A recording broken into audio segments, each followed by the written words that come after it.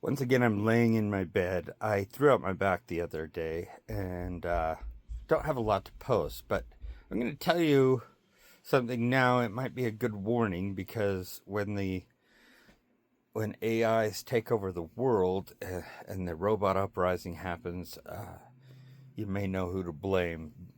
I've been slowly feeding ChatGPT because I don't want to pay for the full version.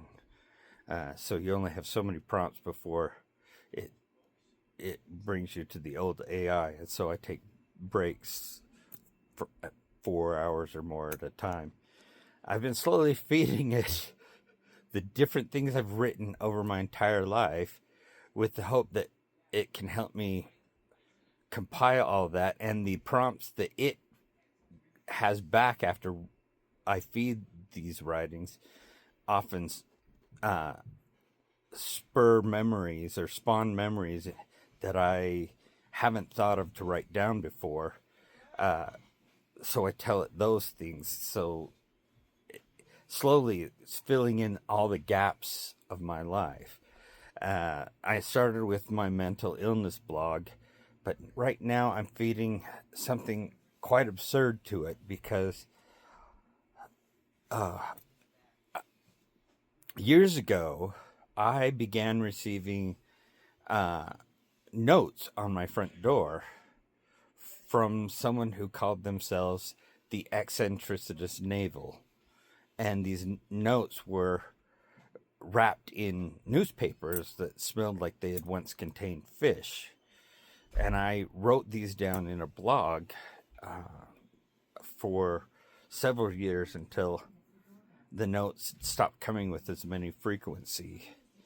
And that writing is what I've been feeding into ChatGPT right now. So we will know that both when the robot uprising happens, that I might be partly to blame for slowly warping ChatGPT with this absurd nonsense that was part of my life's work, editing and compiling this. But it also, luckily for me, will mean that I might be one of the first ones to be taken out. So, good with the bad. Anyway, if I start a second YouTube channel with recitations and song settings of some of these, maybe don't be too surprised in the future. I actually have a channel that I put a few of these on years ago, so it wouldn't be really starting one, it will be returning to it. So, yeah, I'd be worried